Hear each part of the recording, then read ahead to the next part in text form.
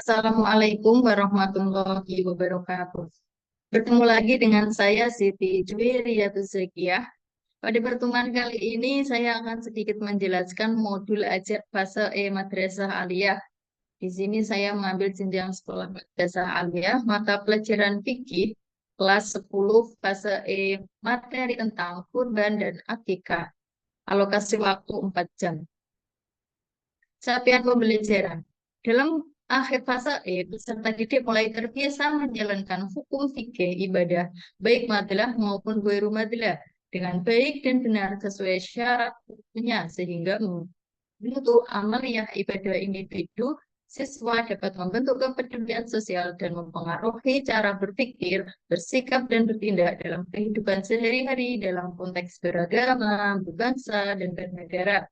Di samping itu, peserta didik juga akan menerapkan fikih muamalah disertai analisis berbagai dalil, ketentuan, tata cara, dan hikmah dari hukum syariat Islam yang ditetapkan oleh Allah Subhanahu wa taala. Sehingga dalam era digital dan digital sekarang ini, aktivitas sosial ini dijalankan secara jujur, amanah, dan bertanggung jawab sesuai aturan hukum fikih yang dapat bernilai ibadah dan ukhrawi dalam menjalankan aktivitas kehidupannya sehari-hari. Elemen dan capaian pembelajaran. Ya, peserta peserta didik menganalisis dan mengkomunikasikan konsep fikih dan sejarah perkembangannya, ketentuan pemulasaran jenazah sehingga dapat menjalankan hukum kifayah dan sebagai konsekuensi hidup bermasyarakat, berbangsa, dan bernegara. Muamalah, peserta didik mampu menerapkan konsep dan ketentuan akad muamalah meliputi ihyaul mawa'at, jual beli, mengidentifikasi transaksi mengandung riba, hiyar, salaf haj, musak, musakoh, muziroah, mukorokabah, dan seterusnya. Sekarang kompetensi awal. Mayoritas didik bermukim di pondok pesantren, sehingga sebagian besar para siswa telah memahami materi tentang kurban dan akikah, yang juga telah diajarkan di pondok pesantren. Namun, masih ada para siswa yang belum pernah terlibat dalam penyembelihan dan pendistribusian daging kurban dan akikah. Yang kedua, mayoritas peserta didik bermukim di pondok pesantren sehingga sebagian besar para siswa telah memahami materi tentang kurban dan akikah. Selain itu, mereka juga pernah terlibat dalam penyembelihan dan pendistribusian daging kurban dan akikah yang diadakan di lingkungan pondok maupun di lingkungan sekitar rumah mereka. Namun, para siswa belum memahami dasar pengambilan hukum kurban dan akikah. Profil pelajar Pancasila dan pelajar Matalil Alamin atau P5RA. Profil pelajar Pancasila yang ingin dicapai adalah bertakwa kepada Tuhan Yang Maha Esa dan berakhlak mulia, bernalar kritis dan kreatif, bergotong royong, serta kebinekaan global. Profil pelajar Matalil Alamin yang ingin dicapai adalah ta'adub, tawasul, tawarruk, ibtikar, dan tasamuh. Sarana dan prasarana media ada LCD proyektor, komputer atau laptop, jaringan internet, dan PPT. Sumber belajar diambil dari buku paket, e-book, YouTube, dan lain-lain. Target peserta didik reguler, peserta didik dengan hambatan belajar, dan peserta didik cerdas istimewa berbakat. Model pembelajaran di sini saya menggunakan ceramah, kontekstual teacher learning, dan demonstrasi. Kompetensi inti tujuan pembelajaran menjelaskan tata cara pelaksanaan kurban dan akikah dengan benar. Yang kedua, mempraktekkan tata cara pelaksanaan kurban dan akikah dengan benar. Menjelaskan hikmah kurban dan akikah dengan benar. Pemahaman bermakna menganalisis ketentuan kurban dan akikah agar memiliki kesadaran dan ketaatan sebagai wujud syukur kepada Allah. Pertanyaan pemantik, apa yang kalian ketahui tentang kurban dan akikah? Apakah di sekitar kalian pernah ada kegiatan penyembelihan hewan kurban dan akikah? Persiapan pembelajaran, guru menyiapkan media dan bahan ajar, guru menyiapkan video tentang kurban dan akikah. Kegiatan pembelajaran satu pada pertemuan pertama, kegiatan pendahuluan. yang dilakukan 15 menit. Guru melakukan pembukaan dengan salam dan dilanjutkan dengan pembiasaan berdoa. Guru mengabsen peserta didik, guru membuat kesepakatan atau aturan bersama dengan peserta didik mengenai pembelajaran di kelas.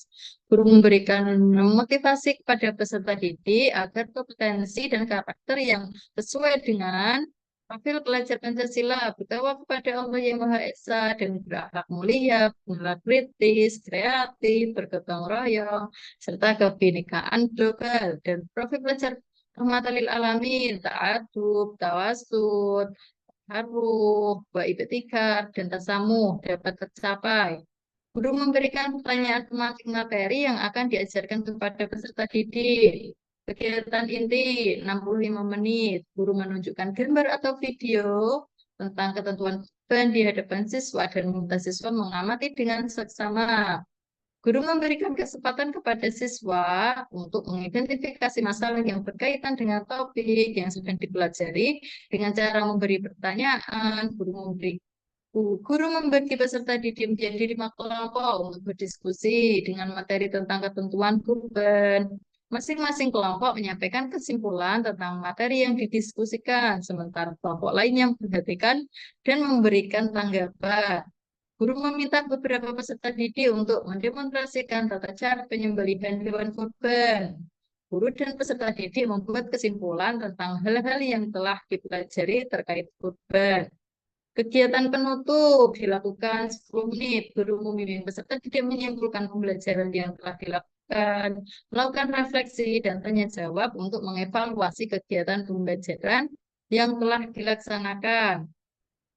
Guru mengakhiri kegiatan belajar dengan memberikan pesan dan motivasi tetap semangat belajar dan diakhiri dengan berdoa.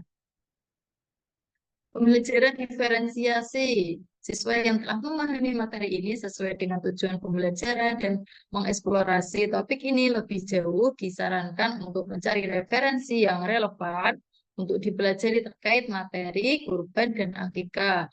Guru menggunakan metode dan media alternatif dalam proses belajar sesuai dengan kondisi masing-masing agar pelaksanaan pembelajaran menjadi lebih efektif dan menyenangkan sehingga tujuan pembelajaran dapat tercapai. Terkait siswa yang kesulitan dalam mempelajari topik terkait kurban dan akikah ini, siswa diminta untuk belajar kembali tata cara dalam pembelajaran di dalam atau di luar kelas sesuai kesepakatan antara guru dengan siswa. Sehingga juga disarankan untuk belajar kepada teman sebayanya. Selanjutnya yaitu asesmen. Di sini ada asesmen formatif selama proses pembelajaran, yaitu asesmen awal, ada asesmen selama proses pembelajaran, ada juga asesmen sumatif. Ini adalah asesmen pengetahuan,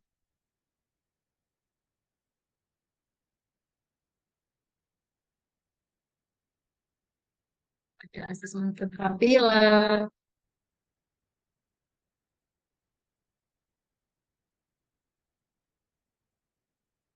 Selanjutnya yaitu pengayaan. Pengayaan diberikan kepada siswa yang telah mencapai kompetensi dan tujuan pembelajaran yang telah ditetapkan. Pertanyaan yang lebih variatif diberikan oleh guru untuk menambah keluasan dan kedalaman materi. Program pengayaan dilaksanakan di luar jam belajar efektif, ada remedial, refleksi guru, dan peserta didik. Guru, apakah model pembelajaran yang saya laksanakan sudah sesuai dengan materi dan karakteristik siswa? Ada peserta didik, apakah proses belajar mengajar hari ini nyaman dan menyenangkan? Cukup sekian yang dapat saya sampaikan. Semoga penjelasan saya bermanfaat. Apabila ada kekurangan, mohon maaf yang sebesar-besarnya. Wassalamualaikum warahmatullahi wabarakatuh.